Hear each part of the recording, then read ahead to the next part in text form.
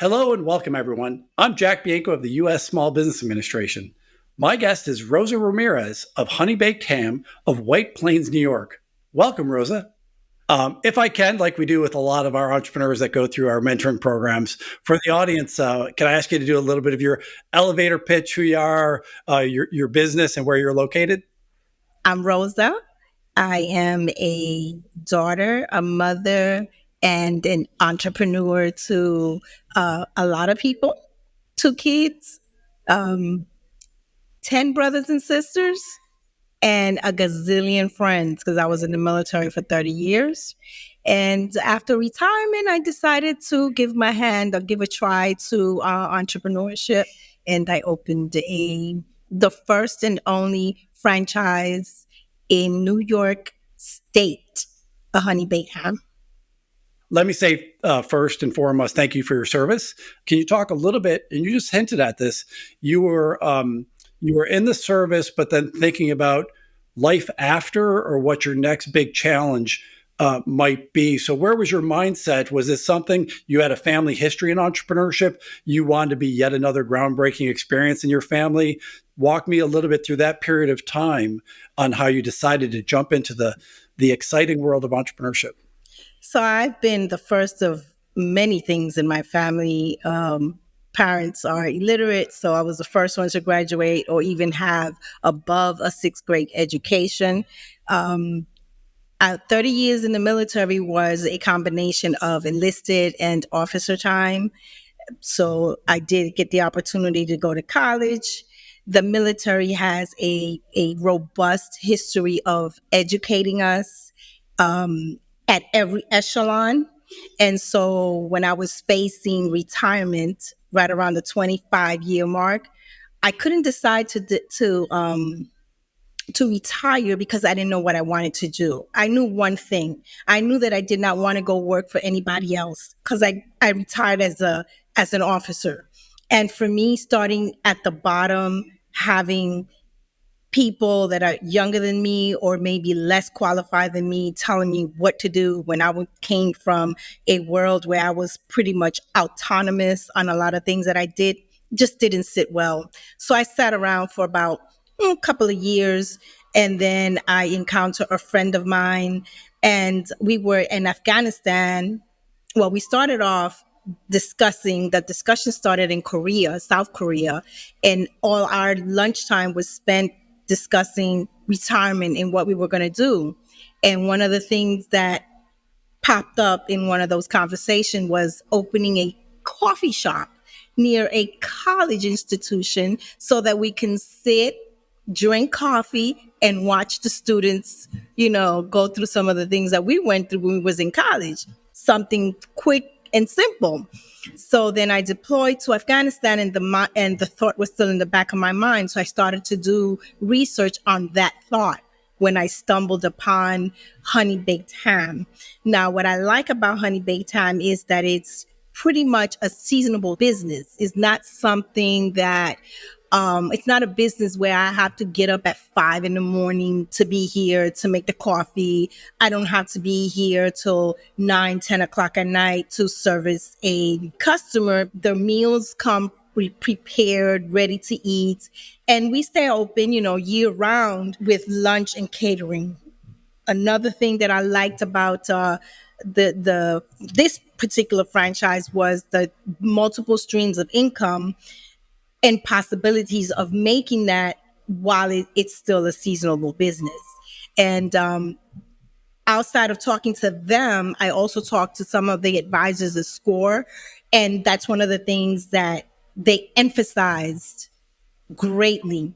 You don't want a business that only relies on one stream of income. You need a business that relies on multiple streams of income, because if one doesn't make it, the other one can make it. And that's where you're going to have survival until you build that business, you know, in your community. So that's how I stumbled upon Honey Baked Ham, and from there it was like history. I called them.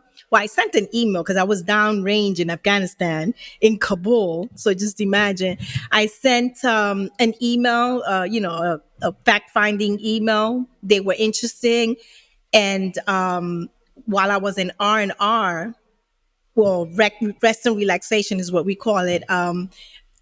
Mid tour, instead of coming home and visiting my family, I went straight to the headquarters of Honey Baked Ham. I went to Walmart, bought an outfit, took a shower at a local gym, threw my clothing that I just finished traveling, 20 hours with, in the back of my rented vehicle, and went to my appointment, to my fact finding appointment. Loved everything I said, and they were gracious enough to wait until one, I came back from deployment, and two, that I formally retired. So it was like a 3-year process from the day that I spoke to them to the day that I actually signed a franchise agreement. Let me ask, the franchisee journey is often unique to people. Everybody's exposed to a franchise or franchises, but they often don't sort of do the due diligence that you did. Pick up the phone, go to the website, look at the details, do a visit, and other issues. Did you also happen to see, with your franchise relationship or others, military incentives, maybe on the finance side, or reduced Yes. fees with some franchise organizations? Because these are not the cheapest options in the world. So, No. incentives, especially for our military community, is very important. Did that weigh heavily in your decision? So Honey Baked Ham Corporation does have a lot of military incentives. Most of our leaders are prior military or in the military. There was a full bird colonel in the National Guard. He walked me through it. He works for Honey Baked Ham. That's his full-time job, but being in the National Guard. So I felt at home when it came to the military support that I got from them. And of course, their incentives for military personnel, it's just bar none. You just it's really good. They help you. They walk you through the process and what they can give you and what they can't give you and the reasons why.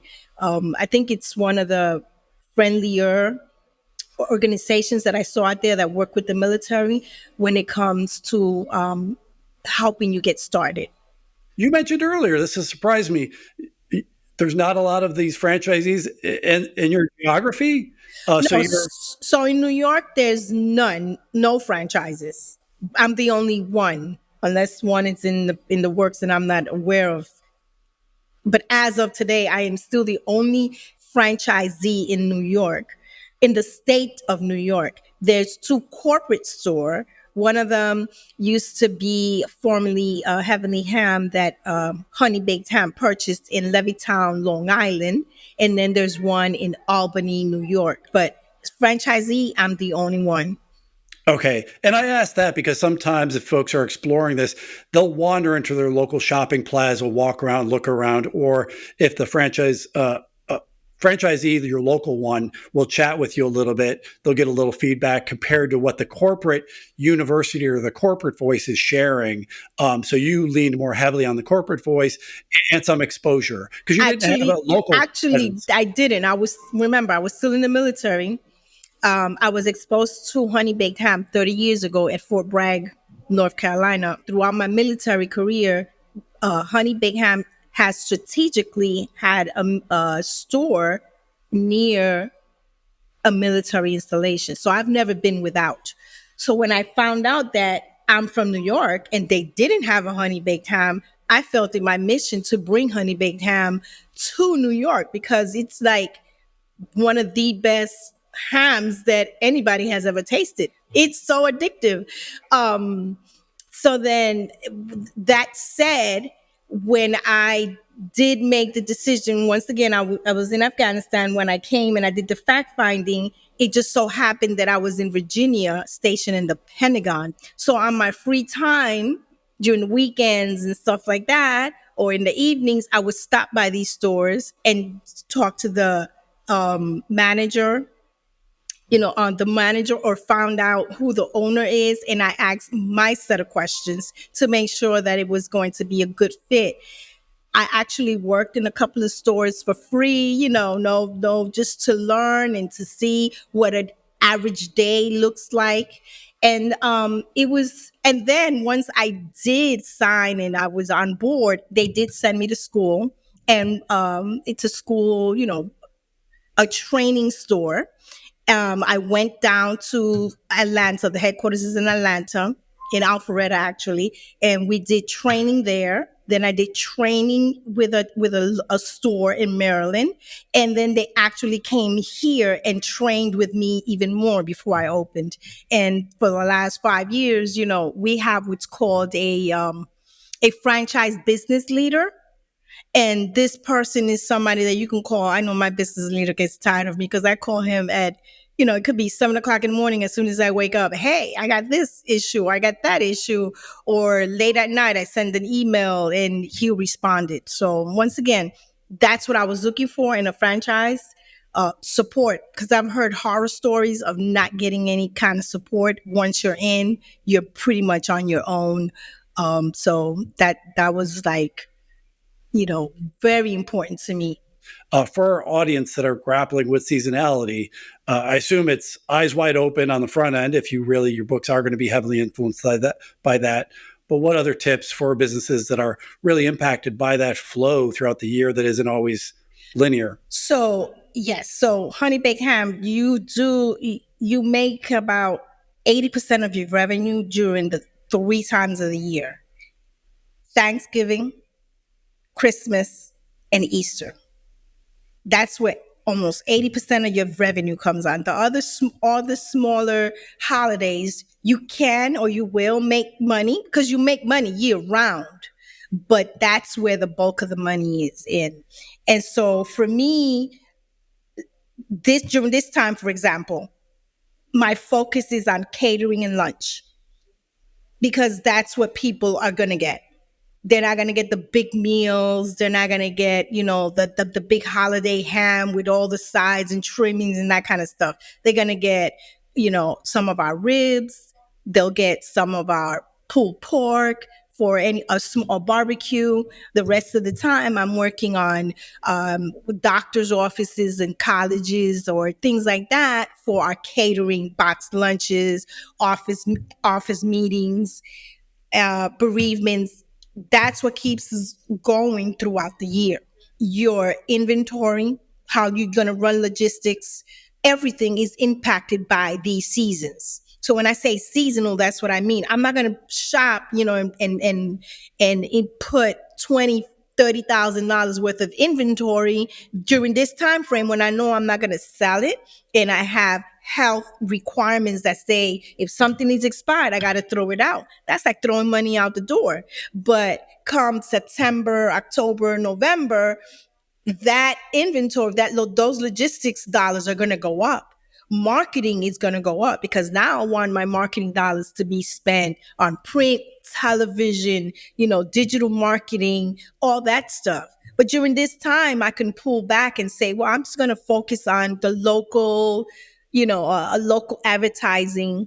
Here in New York, there's this, I think it's nationwide, but here in New York, I use Nextdoor quite often for my local, 4 or 5 mile radius. If I have a quick sale going on, I'll advertise in the college books for their programming for the summertime.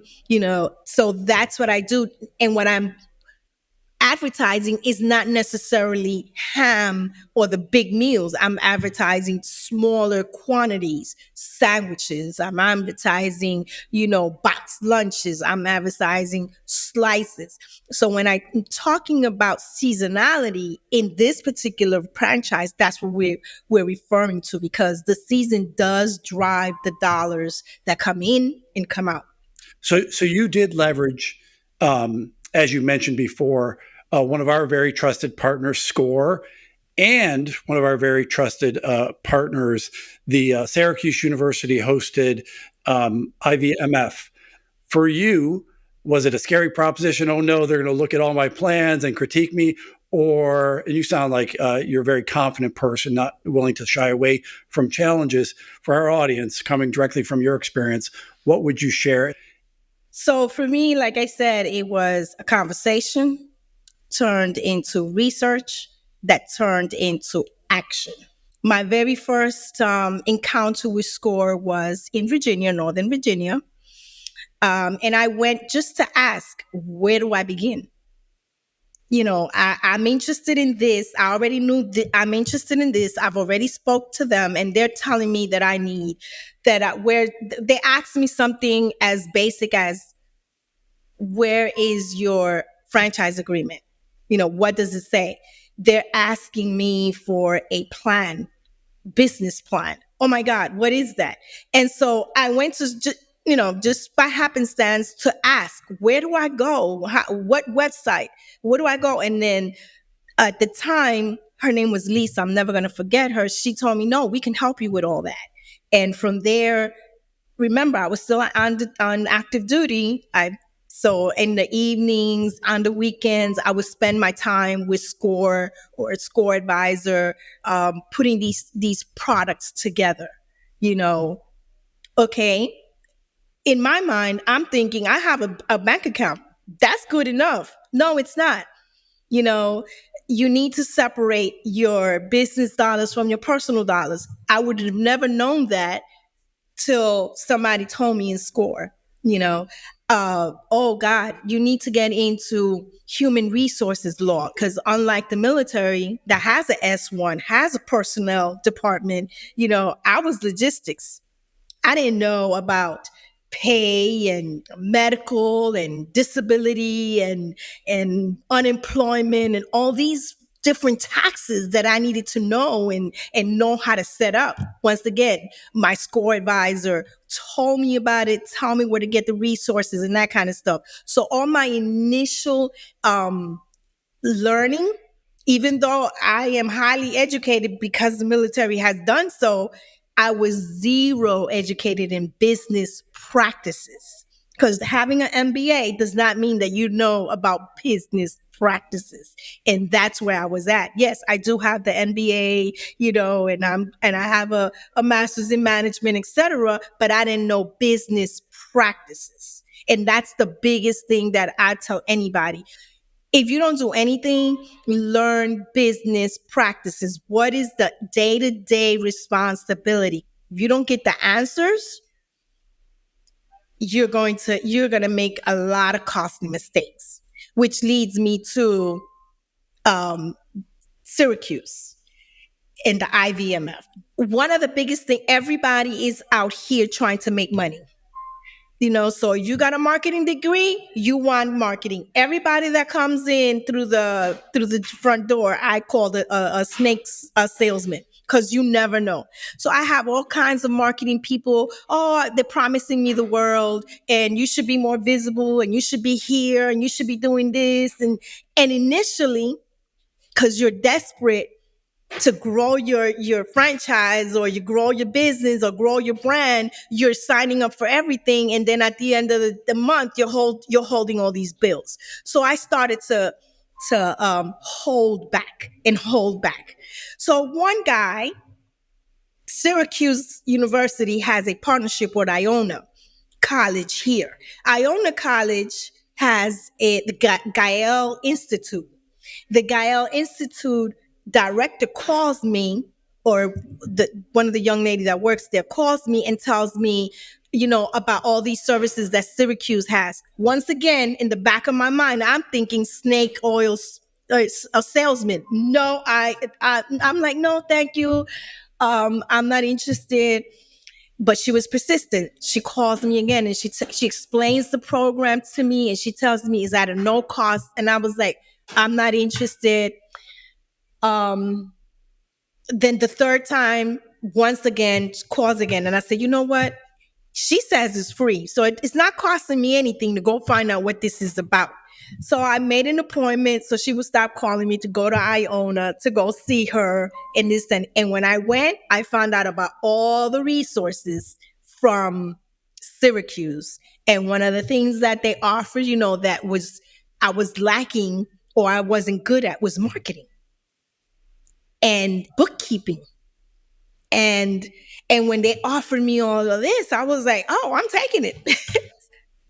And I'm telling you, the Iona IVMF program, since then, I've done bunker labs with them. I'm certified with the bunker labs. I just finished doing one on entrepreneurship. I'm about to do another program with them. They've invited me up to Syracuse a couple of times. So I got the opportunity to talk to the Biden administrator or director of the SBA. All these opportunities were open to me because of the Syracuse program. Sure. Thank you so much for being so transparent. I'll just sort of a big shout out to Mark, because I think you met Mark Madrid at Syracuse University. Mark's our associate administrator that helps us support entrepreneurship across our network. IVMF, we promise not to use acronyms, so we're going to tell them it's the Syracuse University Institute for Veterans and Military Families. Did I get that correct, Rosa? Yes, sir. They're part of our community navigators and year-round services that we do to help military communities and entrepreneurs. They have a broad network. It's not solely housed in upstate New York and Syracuse. They've got a robust network throughout the nation. We've got our Boots to Business, which I referenced earlier. So transitional military can get access to that early on, or when you come back stateside, or just settled back in, so you can get a workshop, a prolonged series. We've got our awesome. You're our top spokesperson for all these programs. Our Veterans Business Opportunity Centers, located quite often aligned with military hubs or communities in the United States. Again, they'll provide workshops, one-on-one counseling, expose you to some certifications that our military entrepreneurs are eligible for. We've got a lot online training, refresher courses. Rosa, we've covered a lot. I know you need to hustle back there. I'm going to scoot up there to get some honey baked ham. Kudos for all your entrepreneurial success there and being on our podcast. I'll let you close us out as we conclude this episode. The only thing that I would advise anybody is professional development. I'm big on professional development. Again, I'm a study of the military, and professional development is one of the biggest things that we as soldiers always emphasize. And now as an entrepreneur, I find out that that is also the case. Nothing is constant. It keeps moving, it keeps shifting. And so learning, especially from all the resources that are out there, and free is better. So all the resources that are out there is the best thing that you can do for yourself and your business and success. Thank you again, Rosa, so much for so much sharing. Hope to see you soon. And thanks again. Sure. Thank you. Thank you to my guest on today's episode, Rosa Ramirez of Honey Baked Ham of White Plains, New York. For more information on SBA resources, please visit sba.gov for free mentoring, coaching, or office locations in your local community. Thanks so much for tuning in.